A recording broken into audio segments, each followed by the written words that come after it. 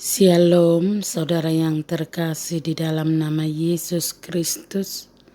Kita mulai ibadah kita pada hari ini. Kita bernyanyi.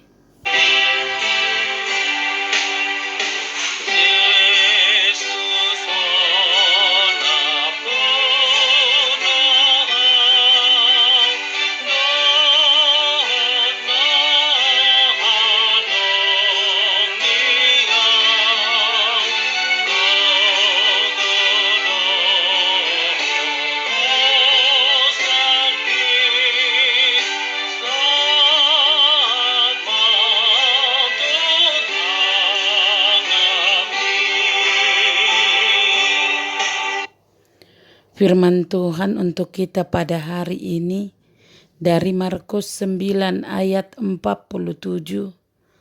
Dan jika matamu menyesatkan engkau, cungkillah, karena lebih baik engkau masuk ke dalam kerajaan Allah dengan bermata satu, daripada dengan bermata dua dicampakkan ke dalam neraka.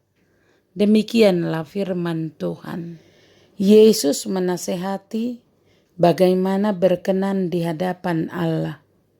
Yesus berbicara tentang pengorbanan diri sampai semaksimal mungkin dengan melepaskan apa yang seharusnya dilepaskan daripada membuat orang kehilangan segalanya.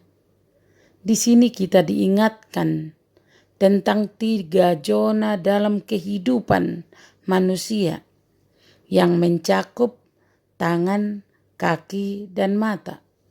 Sebab pencobaan datang melalui tangan dengan apa yang kita lakukan, melalui kaki dengan tujuan kita pergi, dan melalui mata dengan apa yang kita lihat. Kehidupan orang percaya haruslah utuh untuk Tuhan, dan ia harus berusaha untuk sedapat mungkin meminimalkan kecemaran dengan melepaskan kemelekatan. Coba bayangkan kalau yang kita kasihi menjadi dosa bagi kita, seperti mata, tangan, dan kaki.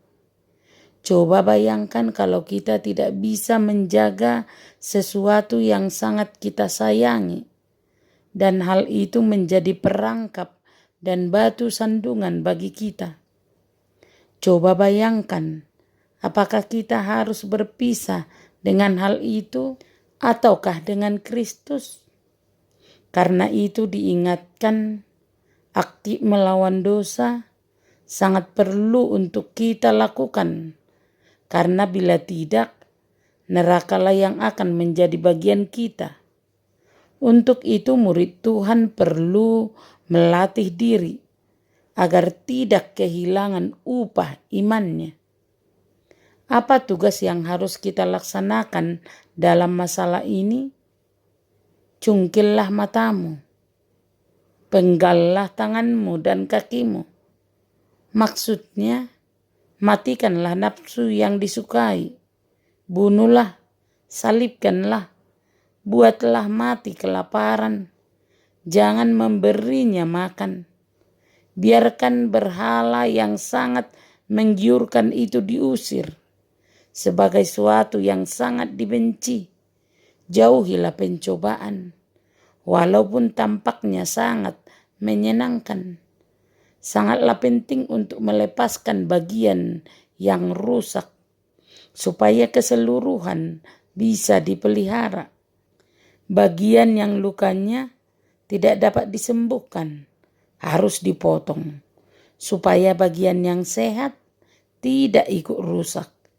Kita harus merelakan diri kita mengalami rasa sakit supaya kita tidak membawa diri kita kepada kehancuran. Diri harus disangkal supaya tidak bisa dihancurkan. Daging harus dimatikan supaya kita masuk ke dalam kerajaan Allah. Walaupun merasa diri kita seolah-olah buntung dan timpang, namun ini berguna untuk hidup.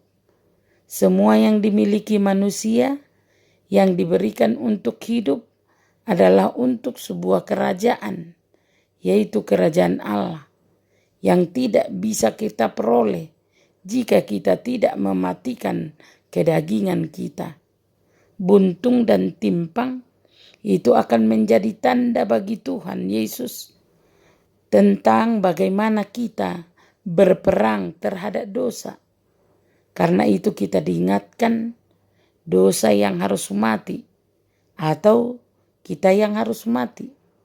Jika kita meletakkan Delilah di hati kita, dia akan mengkhianati kita. Jika kita dikuasai oleh dosa, sudah pasti kita akan dihancurkan olehnya.